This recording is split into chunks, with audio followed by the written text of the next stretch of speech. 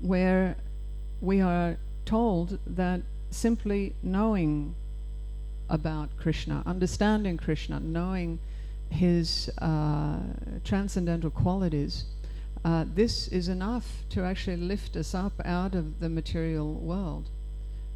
This is very, very astounding, actually. Now, in Srila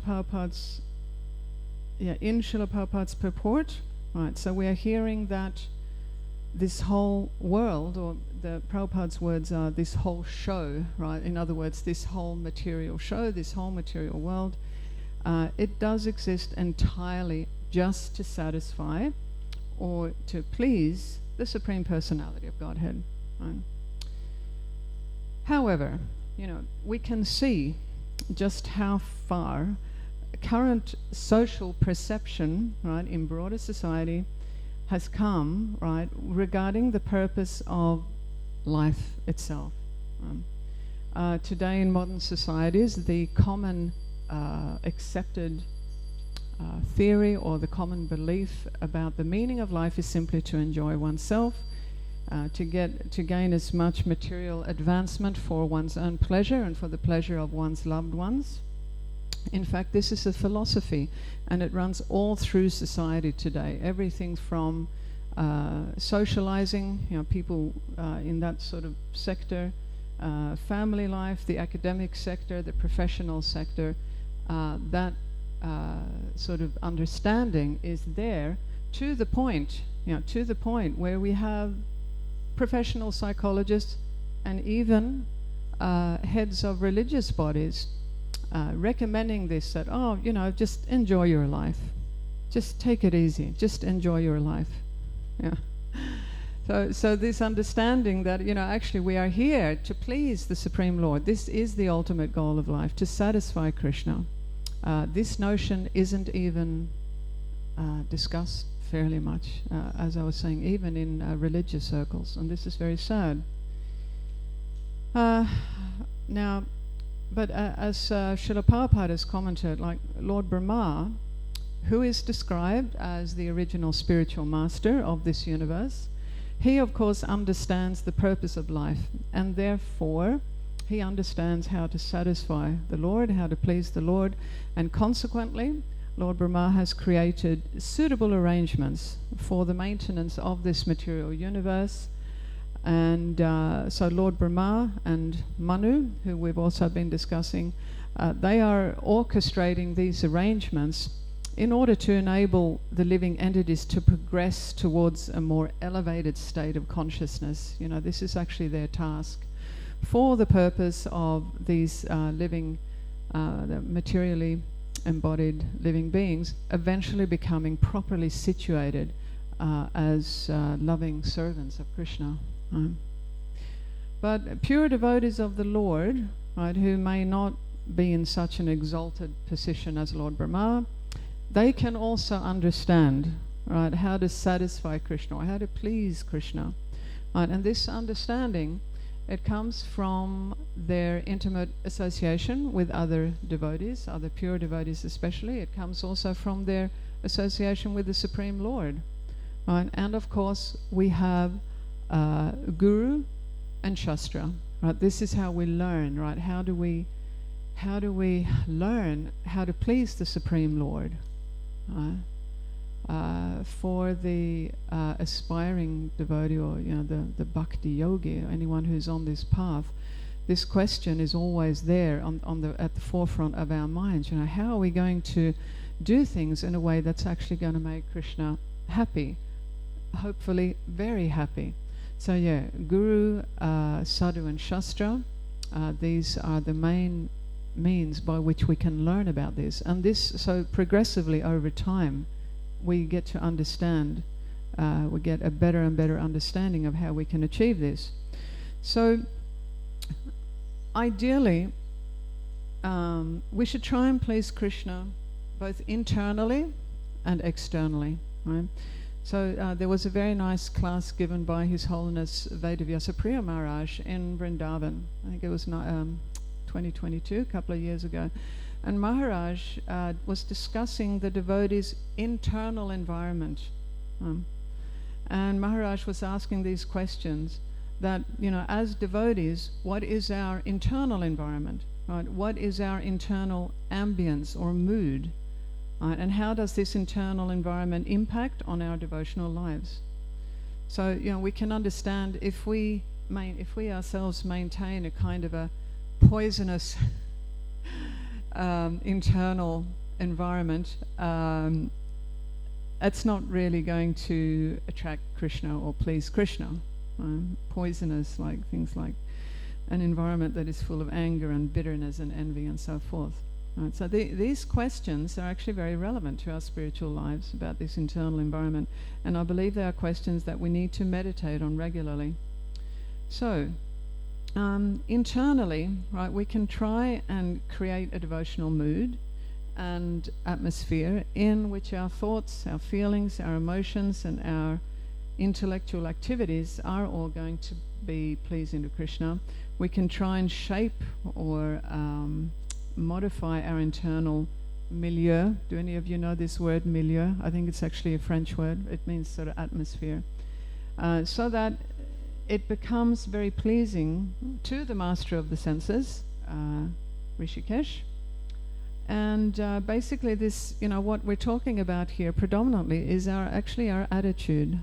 Our attitude towards others, including Krishna himself, is a major contributor to this internal environment, this internal milieu that we keep within ourselves.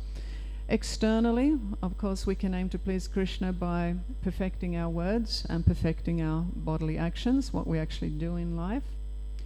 And when a person perfects his or her life as a devotee, then automatically that person's worldly activities also become perfect. Right? So this is something that is actually reserved for the devotees only. Right? In other words, if a materialist tries to perfect their worldly activities without pleasing the master of the senses, Krishna, they will never be successful, no matter how hard they try, and this is because this entire material creation is intended to satisfy Krishna, as I mentioned at the start of the class. So if one takes a path, any path other than bhakti, then one's efforts will never be complete or completely perfect, no matter how successful they may be from the material viewpoint. So now I did have a slide up with the shlokas. There's 2 shlokas in which Prahlad Maharaj recites the 9 devotional processes. That's from the 7th. Oh, maybe you can get it up, Nandu. It is Srimad Bhagavatam, Canto 7, Chapter 5, texts 23 and 24. Let's see if we can get that up on the screen. I thought we would chant it together. Srila Prabhupada mentions this in his purport. Yeah, text 23 to 24.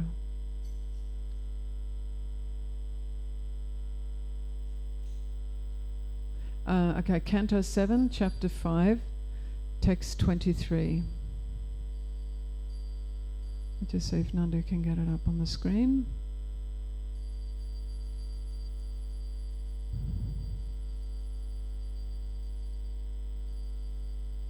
So while we're waiting for Nandu, okay, I'm actually going to read the translation for these 2 verses. This is how they go. Prahlad Maharaj said, hearing and chanting about the transcendental holy name, form, qualities, paraphernalia and pastimes of Lord Vishnu, remembering them, serving the lotus feet of the Lord, offering the Lord respectful worship with 16 types of paraphernalia, offering prayers to the Lord, becoming his servant, considering the Lord one's best friend, and surrendering everything unto him. In other words, serving him with body, mind and words. These 9 processes are accepted as pure devotional service. One who has dedicated his life to the service of Krishna through these 9 methods should be understood to be the most learned person, for he has acquired complete knowledge. Right, we got them up there? No? Oh, it's coming? Oh, yeah, we want the Sanskrit. Yeah? See if we can get the Sanskrit up. That's it. Okay, so I thought we would chant this in unison, not call repeat, but in unison. Shall we do it? These shlokas are very important shlokas in the Srimad Bhagavatam. Okay, here we go. 1, 2, 3. Shri Praduvacha Shravanam Kirtanam Vishnu Smaranam Padasevanam Archanam Vandanam Dasyam Sakyamatma Nivedanam Iti Pumsarpita Vishnu Bhaktischena Valakshana Kriyeta Bhagavatyada Tanmanye Tamuttaman. Thank you very much, Nandu. Thank you, everyone. Yeah, so these are the famous shlokas spoken by Sri Prahlad Maharaj describing the 9 processes of devotional service that define pure devotional service. Now, in executing these processes of devotional service, we need to understand we can engage our own particular abilities and skills, right, in the service of the Lord, right, whatever those abilities and skills may be. In other words, engaging in loving exchanges with the Lord, right, through these 9 devotional processes, this is not restricted to being in the temple, right, or just, for example, carrying out duties specifically in relation to the deity. Right? And so loving exchanges with Krishna, it actually depends on the consciousness of the individual practitioner. In other words, to what extent is the individual prepared to go to try to please Krishna? Is pleasing Krishna something that is considered not very important to the individual, or is it something that is thought of as being of utmost importance? Right? If the individual considers that pleasing Krishna is very important in their life, then they will make whatever sacrifices are necessary to make in order to achieve their goal, or to try and achieve their goal, right, regardless of the inconveniences.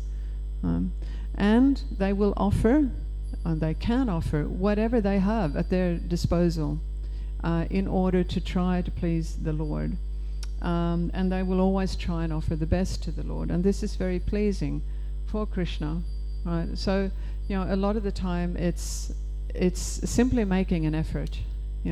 If we have some desire to please Krishna, any desire at all, simply making the effort is very satisfying for Krishna. And we know in the Bhagavad Gita, chapter 9, is it 26? Krishna says, if one offers me with love and devotion a leaf, a flower, a water, and a fruit, I will accept it. So Krishna can be satisfied with very, very little if it is offered with love and devotion. On the other hand, if somebody is attempting to offer Krishna something without sincerity and without humility and without love, and especially if somebody is offering something just to make a grand show of things, for example, building a multi-million-dollar temple just to attract the public, but it may not have been done with sincerity and with devotion, then Krishna is not going to be so attracted to that type of offering, even if it is very opulent from the material perspective. Right, we all know the pastime of, I was going to just quickly tell the pastime of Sudama Vipra. Right, so when Krishna was on earth 5,000 years ago, living in Vrindavan, he had a childhood friend called Sudama Vipra. So Sudama and Krishna, they attended the same school together. Right, it was the ashram of Sandipani Muni. And they were very good friends there, and after they left that ashram and became adults, so Krishna went to Dwarka, where he was living with his many thousands of queens, and Sudama was living in a very small, humble hut with his wife and children. So Sudama was so poor that he couldn't actually even afford to feed himself and his wife and children. So his wife was urging him, look, please go and see Lord Krishna in Dwarka. He is your childhood friend and he is very easily pleased. Just go and see him and he will understand your circumstances. So reluctantly Sudama went to see his friend Krishna in Dwarka, And Krishna was so happy to see Sudama, and he really gave him the royal treatment, so to speak, when Sudama came.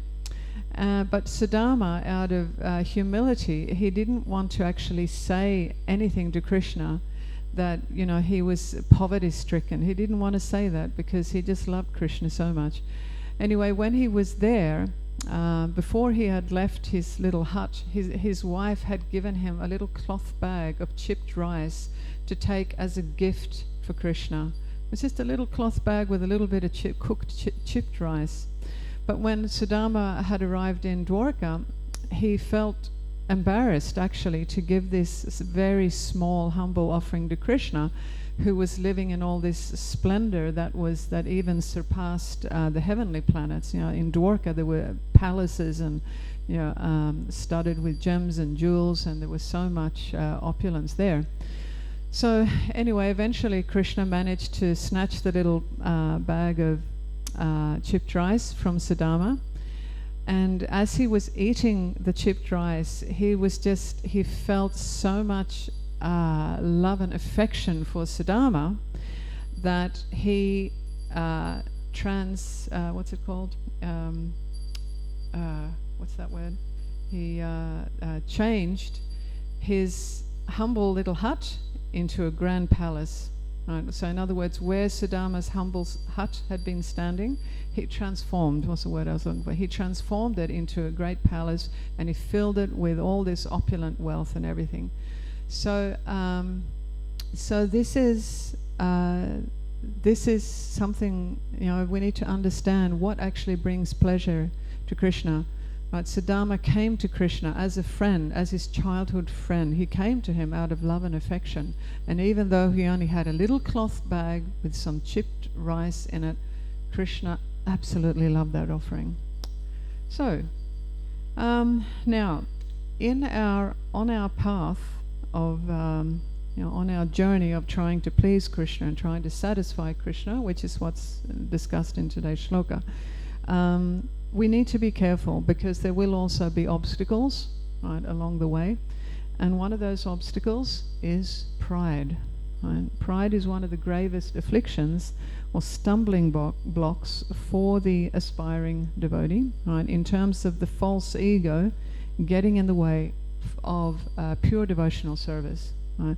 So we read in Krishna book that once Krishna disappeared from the company of the gopis, right? Krishna had been in the forest enjoying with the gopis, and all of a sudden Krishna disappeared, and this was said to be because of their pride. Right? So I'm going to read a little excerpt from that. So Srila Prabhupada comments like this: the gopis were aware of the reason for Krishna's sudden disappearance. They could understand that when they had been enjoying Krishna, they thought themselves to be the most fortunate women within the universe, and since they were feeling proud, Krishna had disappeared immediately just to curb their pride. Krishna does not like his devotees to be proud of their service to him. He accepts everyone's service, but he does not like one devotee to proudly consider himself better than others. If sometimes there are such feelings, Krishna ends them by changing his attitude toward the devotee. Sounds pretty serious. I think that's pretty serious. So yeah, when we have to endeavor to find this kind of healthy balance, for want of a better expression, in which we can understand that yes, we all have something of value to offer Krishna. Right? We can all please Krishna, satisfy Krishna in some way. Both internally and externally, but we also need to be careful so that we do not become pompous or proud in considering that what we have to offer Krishna is perhaps better than what somebody else has to offer them, or thinking, that our offering is something very grand or something very spectacular. Right? Krishna is the owner of everything. He is the source of everything, both material and spiritual, so he does not actually need anything. But he accepts our offerings of love, offerings that are aimed at pleasing him, because he wants these loving exchanges with his devotees. Right? That is all. So when Krishna sees that a devotee desires to satisfy him in a particular way, he will make arrangements for that devotee to be able to give him what they desire to give. Right? And actually this is something that we never hear of in the material world, right? We never hear of anyone providing someone else with something, a gift, that is intended to be given back to them. Right? It is unheard of. But in devotional life, right, the devotee comes to this realization that what we so dearly want to offer the Lord is delivering to us. Right, just so that we can exchange in this, we can engage in these loving exchanges with him. Right, so this is Krishna's fathomless mercy and love for us. Right, he cares so much for his devotees that even though he needs nothing, he nevertheless ensures that we receive what we desire to give back to him. So these 9 processes of very nice. Thank you. Oh, you're doing very well. Nice picture. This is, Krishna washing the feet of Sudama, right, this pastime that I was just discussing. So, and you know, and just flipping back to this pastime for a bit, when Sudama came to the palaces of Krishna in Dwarka, his queens, Krishna's queens, couldn't really understand, who is this poor, scraggly-looking Brahmana, you know, the Krishna is giving so much attention to, and even, you know, putting him on his own bed and washing his feet. But then, you know, they got to understand that, this is a very dear friend of Krishna who has pure bhakti for Krishna. So, now, these 9 processes of devotional service that we were chanting, they actually constitute the devotee's journey towards coming away from this selfishness and small-mindedness, right, and coming towards bhakti. You know, within the material world, certainly within Rajagun and Tamagun, there is this kind of invisible thread of selfishness that runs all the way through all these activities, all these characteristics that are listed in the Bhagavad Gita and Srimad Bhagavatam that constitute Raja and Tamagun. This selfishness and this small-mindedness is there. So a part of us coming away from these lower material modes and moving towards a higher state of consciousness, this comprises giving up our selfishness and our small-mindedness and coming to this greater understanding that, yes, pleasing Krishna, this actually defines the highest goal of life, and that it alone can deliver real happiness to the devotee. And as we were reading in today's shloka, so the last sentence in today's verse is, Krishna is the ultimate self, and therefore one who does not satisfy him certainly neglects his own interests. Right? So if we want to act in our own best self-interest, yes, we would be wise to meditate on how we can please Krishna in everything that we do, both internally and externally. So this is really all that I had prepared today from the shloka. Now, I want to just quickly mention these 2 personalities who are appearing in today's Vaishnava calendar. So, Srila Ramachandra Kaviraj, right? It is his disappearance anniversary today. So Ramachandra Kaviraj, it is said he visited Vrindavan, where he associated with Srila Jiva Goswami and other Vaishnavas, and he received their blessings. And apparently the Vaishnavas were very pleased to hear Srila Ramachandra's devotional poetry, right? So much that Jiva Goswami gave him the title Kaviraj. So Kaviraj means the king of poetry. So therefore, thereafter, Srila Ramachandra Kaviraj became one of the 8 Kavirajas, the Asta Kavirajas of Vrindavan at that time. And it is also said that Ramachandra Kaviraj, he was Narottam Thakur's favored companion for preaching activities and spiritual association. So we can understand that he was a very exalted Vaishnava. Okay, now I want to speak also a little bit about about Srila Gopal Bhatta Goswami. So it is his appearance anniversary today. So I'm going to read a little bit about the past time of when the deity Radha Raman manifested. This is from a class, I can't quite remember who by. Okay, here we go. After Sri Chaitanya Mahaprabhu's disappearance, Gopal Bhatta Goswami felt intense separation from the Lord. To relieve his devotee, the Lord instructed Gopal Bhatta in a dream, "If you want my darshan, then make a trip to Nepal." In Nepal, Gopal Bhatta bathed in the famous Kali Gandaki river. Upon dipping his water pot in the river, he was surprised to see several shaligram shilas enter his pot. He dropped the shilas back into the river, but the shilas re-entered his pot when he refilled it. After emptying and refilling his water pot for the third time, Gopal Bhatta Goswami found 12 shaligram shilas sitting in there. Thinking this must be the Lord's mercy, he kept all the shilas and returned to Vrindavan. Sri Gopal Bhatta Goswami used to worship these 12 shaligram shilas. Now, wherever he would go, he would bring them with him in a piece of cloth tied at the corner. And one day a wealthy man came to Vrindavan and offered Gopal Bhatta a variety of clothing and ornaments for his shaligrams. And being very impressed with the Goswami, he wanted his darshan and to render some service, which he presented in the form of some valuable cloth and ornament. However, Gopal Bhatta couldn't use these for his round-shaped shaligrams, so he advised the donor to give the deity decorations to someone else.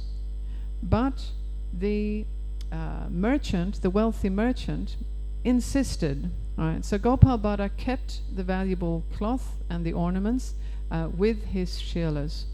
Now, while Gopal Bhatta Goswami was absorbed in remembering how the half-man, half-lion form of the Supreme Lord had manifested from the pillar in Hiranyakashipu's palace, he prayed in transcendental lamentation to the Lord, "O my Lord, you are very merciful and always fulfill the desires of your devotees. I wish to serve you in your form, having arms and legs and a blissful, smiling face with lotus eyes. If I had a deity, then I would be able to decorate him so nicely with these cloth and ornaments that I have just been given." So this was Gopal Bhatta Goswami's prayer. Now, in the evening, after offering some bhoga and artik to his shaligram shilas, Gopal Bhatta put them to rest, covering them with a wicker basket. And late in the night, Gopal Bhatta took a little rest, and then in the early morning, he woke up and went to bathe in the Yamuna river. Returning from his bath, he uncovered the shaligrams in order to render puja for them, and he saw amongst them a deity of Krishna playing the flute. There was now only 11 shilas in the basket and this deity. The Damodar Shila, right, so that was the particular shaligram shila that is called Damodar Shila, that was one of the 12. The Damodar Shila had manifested as the beautiful threefold bending form of Tribangananda Krishna. Right, this beautiful form. Floating in the ocean of ecstasy, Gopal Bhatta Goswami fell to the ground in order to offer his dandavats, and then recited various prayers and hymns. Right? So in other words, what had happened was one of these, Krishna in the form of these round shaligram shilas, in order to fulfill the desires of his devotee, he had actually taken this form himself. He has transformed himself into the Tribangananda form. This wonderful event of the appearance of Radharaman happened on the day after Srina Srimad Chaturdasi, and it is celebrated on that day accordingly. That day they offer 500 liters of milk for the Lord's pleasure and many other sweets and different things. Now, when Rupa and Sanatana Goswami, as well as many other devotees, received this news of this miraculous event, they came running to see the Lord. Gazing on the Lord's transcendental form, which bewildered all the living entities of the many various planets, they all bathed him with their tears. Right, so this deity, whom the Goswami named Sri Radharaman Deva, made his appearance on the full moon day of Vaishakha in the year 1542. And it is said here, except for Vrinda Devi, Sri Radharaman is the only deity, the original deity in Vrindavan, who has never left Vrindavan, because, as we know, most of the other original deities in Vrindavan, dating back to the past, to the time of Lord Caitanya, they were removed to be taken to Jaipur because Vrindavan was invaded at that time. And it is said that this particular Radharaman deity, oh, we have him, thank you. Can you get his full form? Yeah. He has very intricate features, right, including fingernails and even teeth. Right, it's very, very beautiful deity, right? And it is said that on the backside of his body, parts of the original Shalagram Shila from which he manifested himself, that can still be seen. Right. So I'm going to finish there. So this is one of the most celebrated pastimes of Srila Gopal Bhatta Goswami. It is how he was worshipping these Shalagram Shilas, and one of them transformed into this absolutely wonderful deity of Shri Shri Radharaman. Alright, has anyone been to the Radharaman temple in Vrindavan? Jai. Yes, everyone, most of us here probably have. If you haven't, for those who have not yet traveled to India, to Vrindavan, I would highly recommend that when you go to visit Vrindavan, you go to the 7 temples of the Goswamis, 7. The temples of the 6 Goswamis. They include Shri Shri Radharaman Temple, Shri Shri Radha Gokulananda, Shri Shri Radha Shamsundar, Shri Shri Radha Govindaji, Shri Shri Radha Damodar, and Madna Mohan Temple. In fact, they say when you do that circuit, you're supposed to first go to the Madna Mohan Temple. That was established by Srila Sanatana Goswami, and Sanatana Goswami's Pushpa Mandir is there also. These temples are actually my favorite in Vrindavan. They're absolutely wonderful. Okay, so now we only have a few minutes. I don't know if any of you want to, we can just flip back to what we were discussing in today's Srimad Bhagavatam shloka with regards to trying to please the Lord both internally and externally, right, to try and satisfy the Lord. Does anyone have any questions or comments on this particular topic? Yes, Emerald, yeah.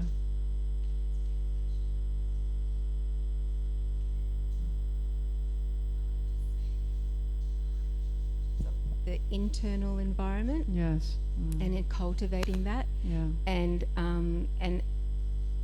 having listened to the whole class, but our natural tendency to envy and those kinds of things that are poisonous to the internal environment. I was thinking that self-compassion, yes, how we think about ourselves, is also important, and yes, it's a tricky thing to talk about because we do have that tendency to selfishness. And so in trying to purify that, it's a journey to balance self-compassion while we purify, like learning yes, the difference between selfishness and that. And I was Thank reflecting. you. Yeah. I think I understand what you're saying, yeah, because to some extent we have to focus on ourselves in order to try and develop our own devotional mood, but then also, our focus should actually be on pleasing Krishna and paying attention to Krishna. So my understanding is this, that actually, not many devotees know this, but there are actually a number of quotes by Srila Prabhupada about loving oneself. I actually made up a little file on these quotes. I have it on my computer at home. So, we certainly need to be tolerant with ourselves and patient. And as you said, you mentioned the word compassion, to be compassionate towards ourselves.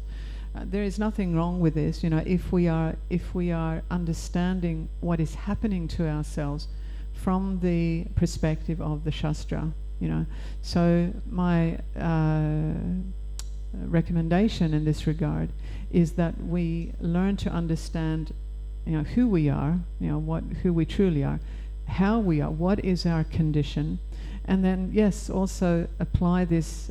We can say compassion or even tolerance or patience. We need to be patient with ourselves and also to be compassionate. My feeling is if we are not practicing tolerance and patience and kindness to ourselves, how are we going to achieve that towards other living beings? But we need to see the bigger picture, that ultimately, the biggest happiness for the individual being is when they are pleasing Krishna. Pleasing Krishna is like watering the root of the tree. When we water the root of the tree, all the branches and the leaves also become nourished. So we are those leaves and little branches. So, pleasing Krishna is actually eventually going to lead to our own greater happiness and our own greater prosperity.